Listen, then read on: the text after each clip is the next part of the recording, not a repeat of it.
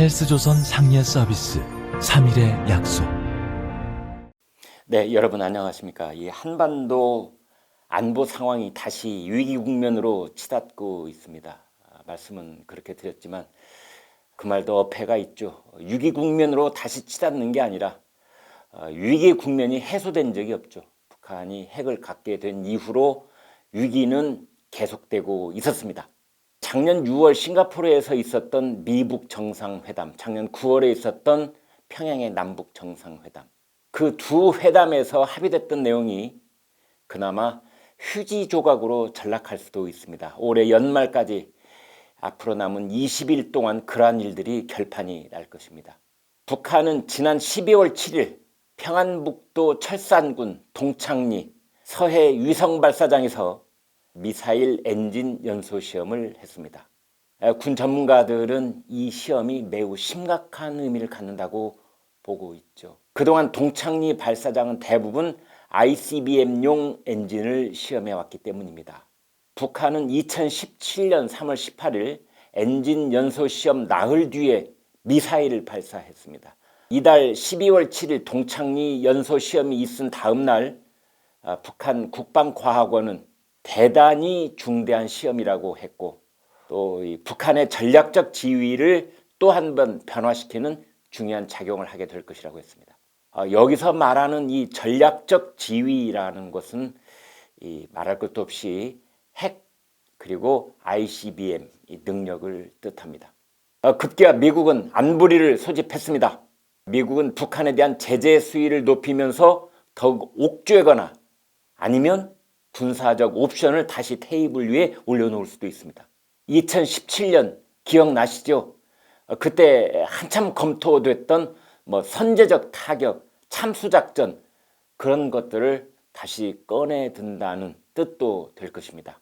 지금은 이 김정은이 말하는 연말 시한이라는 게 있습니다.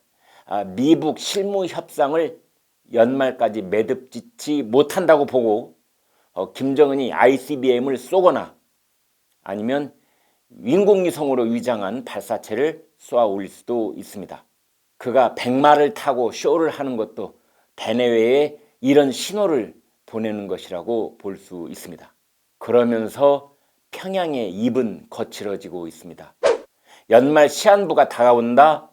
크리스마스 선물을 무엇으로 선정하는가는 전적으로 미국 결심에 달려있다. 미국이 무력을 사용한다면 우리도 신속한 상행동을 가할 것이다. 우리는 더 잃을 게 없다. 트럼프 망령된 늑다리. 이런 표현들입니다.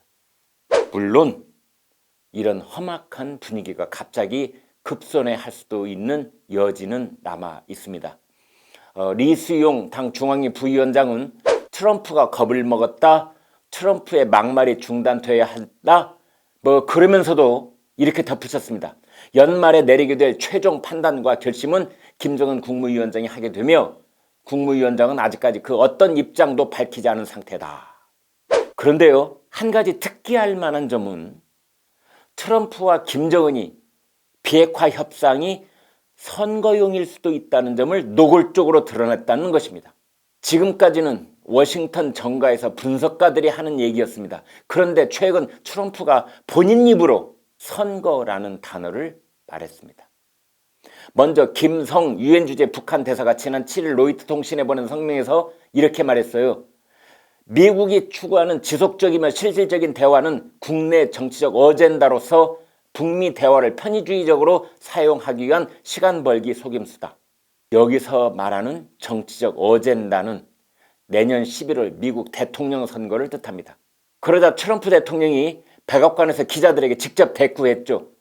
북한 김정은은 내가 내년에 선거를 치른다는 것을 안다. 나는 그가 선거에 개입하길 원한다고 생각하지 않지만 우리는 지켜봐야 한다. 트럼프는 김정은에게 선거에 개입하지 말라고 경고했다는 의미도 있지만 이런 말들은 저들 사이에 한반도 비핵화 협상이 한반도의 영구적 안전을 위한다기보다는 선거용 쇼라는 점을 직간접적으로 드러낸 것이기도 합니다.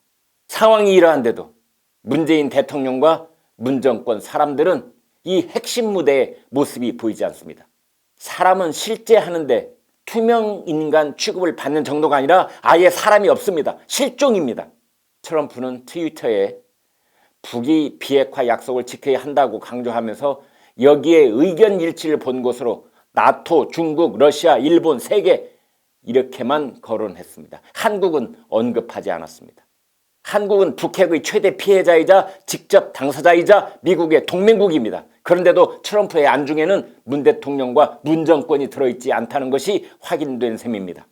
김정은도 마찬가지 태도입니다.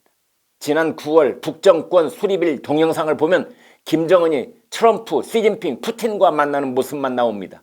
문 대통령과는 그동안 3차례나 회담을 했는데도 그 장면은 하나도 없습니다. 통편집을 해서 무시한 것이죠. 문재인 정부가 트럼프와 김정은에게 무시당하고 있는 것은 지금 정권이 자초한 측면이 큽니다. 트럼프도 김정은도 문재인 대통령이 말심부름을 잘못했거나 과장했다고 의심하고 있습니다. 지렛대로서 중재자로서 가치가 제로가 됐다고 보는 것이죠. 그래서 아예 제쳐놓고 있습니다.